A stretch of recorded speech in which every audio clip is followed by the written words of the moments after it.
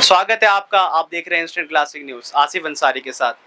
तो सोनम वांगचुक सर जिन्होंने आमरण अनशन शुरू किया था लद्दाख में 21 दिन का, लद्दाख की ओर सरकार का ध्यान आकर्षण करने के लिए, लेकिन जब भी कोई फ़ायदा नहीं हुआ तो 1 सितंबर को सोनम वांगचुक सर ने पैदल यात्रा शुरू की।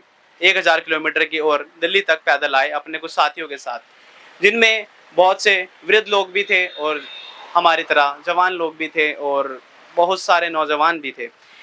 आज जब वो दिल्ली पहुंचे तो उनको डिटेन कर दिया गया 3 दिन तक और उन्हें दिल्ली में नहीं घुसने दिया गया। और दिल्ली में घुसने की ना ना उनको परमिशन मिलने की वजह से आज हम यहाँ लद्दाख भवन में आए हैं, क्योंकि उन्होंने डिसाइड किया कि लद्दाख भवन में अपना जो है अनशन जारी रखेंगे। तो आज हम लद्दाख भवन की तरफ आए हैं। सोनम वांगचुक सर जो एक जाना माना नाम जो कि पर्यावरण संरक्षण भी हैं और एक साइंटिस्ट भी हैं, और उनके ऊपर बहुत सी डॉक्यूमेंट्री मूवीज वगैरह भी बनी है, जैसे कि 3 इडियट वगैरह। आज उनके लिए आज ये कानून और ये प्रबंध कराया गया है जो भी है कि उनको नहीं घुसने दिया जा रहा है, एक आलोचना का विषय बन चुका है। तो आज हम यहाँ आ चुके हैं लद्दाख भवन पर, और लद्दाख भवन पर और उनकी जगह मांगे हैं, उनकी क्या जो भी उनकी सरकार से मांगे आज हम वो जानेंगे। उनके बहुत सारे साथी हैं जो कि अंदर हैं, जिनको हमें अंदर जाने की अनुमति नहीं दी गई है। और जो भी लोग बाहर हैं, अगर कोई अंदर से बाहर आता है तब हम उनसे इंटरव्यू लेकर आपसे बताते हैं कि उनकी क्या मांगे हैं। विशेषकर उनकी जो मांगे हैं वो है कि लद्दाख को 6ठी अनुसूची में शामिल किया जाए और लद्दाख को राज्य का दर्जा दिया जाए, और ये उनकी विशेषकर ये मांगे हैं। आके हम जुड़ते हैं लोगों से।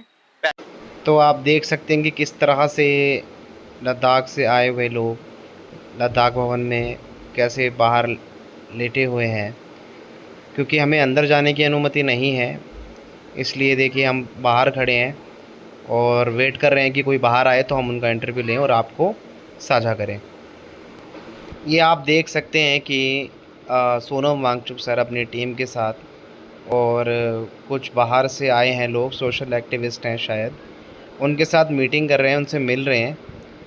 और सब आपके सामने है कि देखिए 25 लोग हैं अभी यहाँ पे उपस्थित, बाकी नहीं है यहाँ। तो आइए हम जुड़ चुके हैं आज जो लद्दाख में सोनम वांगचुक सर के साथ हमारे एक मित्र हैं जो कि उनके साथ आए थे पैदल यात्रा करके लद्दाख से दिल्ली तक 1000 किलोमीटर का सफर कर उन्होंने यहाँ पे आए।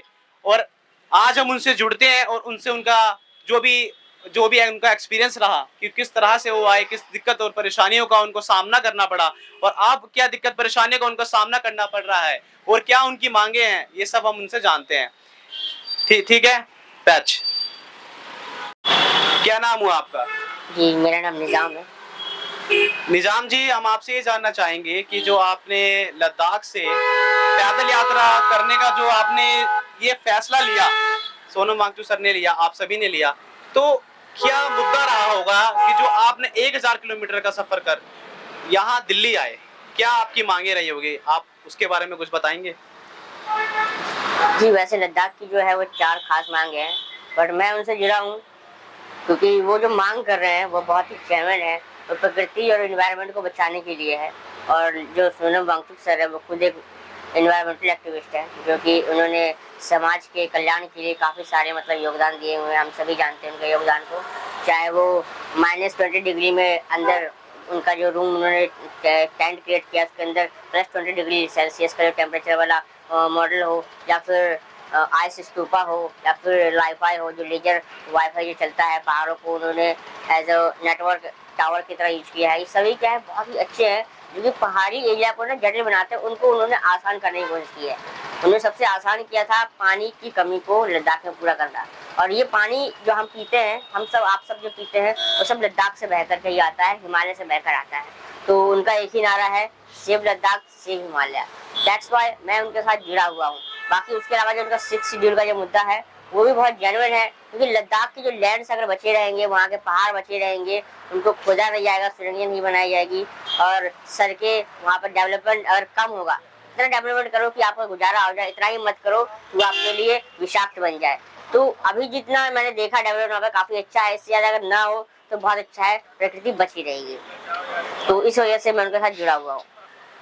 जी, अब जैसा कि आपने बताया कि पर्यावरण संरक्षक क्या मेन मुद्दा है लद्दाख के लिए, तो आगे क्या प्लान्स हैं सोनम वांगचुक सर के?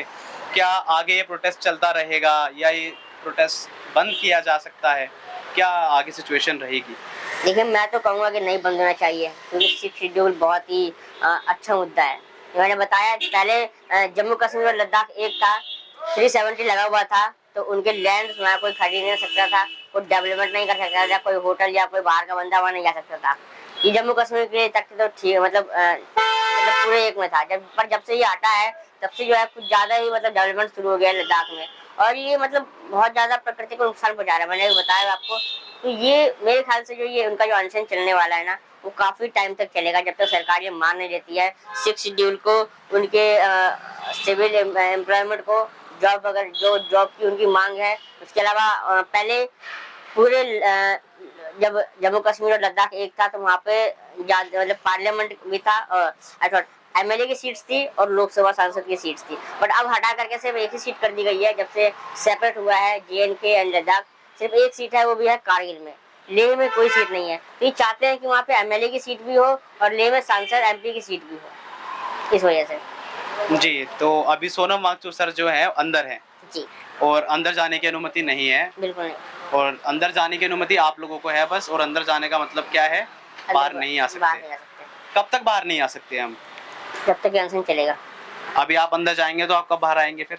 और शायद नॉट पॉसिबल, कोई अंदाजा नहीं है। आज रात तक या कल दिन तक, जब नहीं। तक अनशन चलेगा आप अंदर रहेंगे। हाँ जी। तो आपके खाने पीने की क्या व्यवस्था रहेगी? आप खाना पीना खाएंगे या फिर अनशन में खाना अनशन पीना में ही? कोई खाना पीना नहीं रहेगा, होता, बस सिर्फ पानी तो बस पिएंगे। पानी होता है, नमक होता है बस। पानी और नमक। पानी, नमक और चीनी, ताकि बॉडी में जो है नमक और चीनी की कमी ना हो। जी।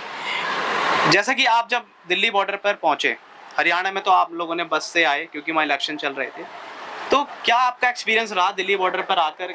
क्या उसका कुछ एक्सपीरियंस मुझे शेयर करें, क्या सा आपको एक्सपीरियंस रहा वहाँ?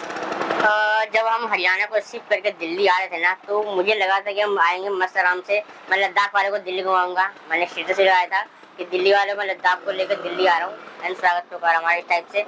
एंड जब हम बॉर्डर पर जैसे ही हमने हल्का बॉर्डर क्रॉस किया, कम से कम 2 किलोमीटर की रेंज में मतलब 1500 प्लस पुलिस थी, 1500 के आसपास 1500 प्लस पुलिस थी। हाँ, इसकी कह सकते, इससे ज्यादा ही थी मेरे ख्याल से। और ऐसा देखने में लगा है पूरी दिल्ली की पुलिस बुलाई गई, क्योंकि हमें सिर्फ 500 मीटर का दायरा क्रॉस करने में आधे से 1 घंटे लग गए। उनकी पुलिस के चक्कर में इतना रश हो गया था, इतना जाम हो गया था, और हम लोग देख के बहुत ज्यादा पैनिक हो, क्योंकि ये अनएक्सपेक्टेड था। अचानक से हमारे सामने पुलिस आ गई, हमने सोचा भी नहीं था कि ऐसा कुछ होगा, हमारा मतलब अंदाजा ही नहीं था हमें, ना ही कोई हमारा ऐसा बंदा कोई था बॉर्डर पर जो हमें इन्फॉर्मेशन दे सके कि भाई ऐसी बात है, तो हम पहले ही रुक जाते। रुकना नहीं था, हमें आना ही था आगे वैसे भी। फिर आपको रिटेन कर दिया गया? हाँ, किस तरह से रिटेन करा गया आप लोगों को? वो बस में चढ़े और बस को वो वहीं से उन्होंने घुमा लिया अपने अपने अलग अलग पुलिस स्टेशन की ओर। अच्छी, तो सबको अलग अलग स्टेशन पे रखा गया? हाँ, 5 पुलिस स्टेशन थे, 5 ग्रुप था, 5 पुलिस स्टेशन थे। एक महिलाओं के लिए जो है नरेला का एक आश्रम था, उनको अलग रखा गया था। जो भी बुजुर्ग थे उनको 2 डिवाइड कर दिया गया था, उनके साथ मैं भी था। NIA में मैं था बुजुर्गों के साथ, और फिर इनको अलग जगह ले गए थे, पता नहीं कहाँ ले गए थे। तो एक बवाना था, और उसके अलावा कंजावला है, और एक हमारे इधर मुंडगा पड़ता है पुलिस स्टेशन, उधर ले गए थे। तो आप लोगों के साथ मतलब बूढ़े लोग जो हैं, वृद्ध लोग जो हैं, वो भी जुड़े हुए हैं? वो भी पैदल चल के आए हैं यहाँ? जी, 80 साल तक के बुजुर्ग जुड़े हुए हैं, जो ढंग से खा नहीं सकते, ढंग से चल नहीं सकते, वो चल रहे हैं इस पदयात्रा में। और उनकी मुहिम इस क्या है कि मतलब उनका मुद्दा यही है कि पर्यावरण को खतरा ना पहुंचे लद्दाख के। तो क्या लगता है कि सरकार आपकी बातों को मानेगी, मांग को पूरी करेगी? क्या लगता है आपको अभी तक? देखिए, मेरे ख्याल से तो कुछ जान नहीं रहा उनका, क्योंकि ऐसा ध्यान नहीं है उनका। ध्यान मतलब कुछ बिगड़ेगा नहीं अगर वो मान लेते हैं तो। और अभी कोई ध्यान नहीं है आप लोगों पे? अभी तो कोई ध्यान नहीं है, क्योंकि कोई नोटिस, कोई कुछ भी नहीं आ रहा है। हमने काफी सारे नोटिस भेजे, काफी सारे हमने इन्फॉर्मेशन वगैरह आगे भेजी है, परमिशन भी ली थी हमने अनशन के लिए, बट उसका भी कोई अभी तक कोई खासा रिप्लाई नहीं आया है। आता है तो रिएक्शन आता है, बस ये चल रहा है। जी, तो मतलब अभी तक सरकार की तरफ से कोई भी आपको रिस्पॉन्स नहीं आया है, और आप अब अनशन पे बैठेंगे तो आप बस नमक और पानी, सिर्फ नमक और पानी। आप सोच सकते हैं कि ये जो इतना बड़ा सैक्रिफाइस एक डेवलपमेंट के लिए, बस क्यों?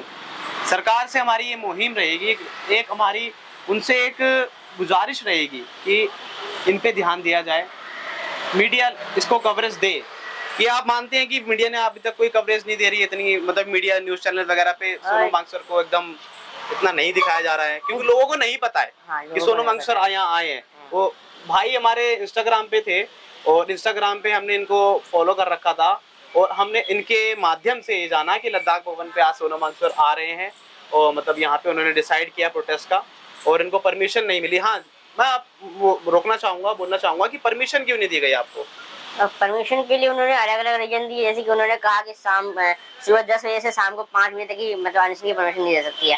हालांकि ऐसा कोई है नहीं, क्योंकि अनशन तो अनिश्चित चलता है, जरूरी नहीं है कि भाई। किस जगह पे उन्होंने बोला 10 से 5 बजे तक का? जंतर मंतर के लिए उन्होंने ये कहा था। जंतर मंतर। उन्होंने एक स्पेसिफिक टाइम स्पेसिफिक डेट कहा था कि इस डेट से इस डेट तक आप अनशन कर सकते हो और इस टाइम से इस टाइम तक ही कर सकते हो, उसके बाद नहीं कर सकते। इसलिए फिर डिसाइड किया गया कि लद्दाख भवन में एक अनशन जारी किया जाएगा। तो लद्दाख भवन में कैसे अनुमति मिली? एक्चुअली क्या है कि ये लोग लद्दाख से हैं, तो लद्दाख यहाँ पे ना अलग अलग राज्य के अलग अलग एम्बेसीज वगैरह हैं। एम्बेसी नहीं, हाँ भवन एम्बेसीज कह सकते हो। हाँ। तो जो भी वहाँ का कोई पर्सन यहाँ आता है तो वो इन भवनों में रुक सकता है, स्टे कर सकता है, रेस्टोरेंट वगैरह और रूम्स वगैरह अवेलेबल है अंदर में। तो जी। सर भी यहीं रुके हुए थे काफी टाइम से, मतलब 4-5 दिन। सरकार को इससे कोई दिक्कत नहीं है कि नहीं। वो यहाँ रहे? तो नहीं, कोई दिक्कत नहीं है, बस अभी यहाँ पुलिस वाले नहीं है। कल तो ये पूरा घिरा हुआ था, कम से कम यहाँ पे 50 to 100 पुलिस वाले यहाँ खड़े थे। मैं खुद यहाँ खड़ा था यहाँ पे और बहुत सारे पुलिस वाले थे, उन्होंने मुझे हटाया भी था कि आप हट जाओ। मैंने कहा कि मैं इनका पार्ट हूँ, तो उन्होंने कहा फिर भी जब तक परमिशन अंदर से नहीं आती है, लद्दाख भवन वाले परमिशन नहीं देते तो हम आपको अंदर नहीं आने दे सकते। तो उन्होंने मुझे रोका था।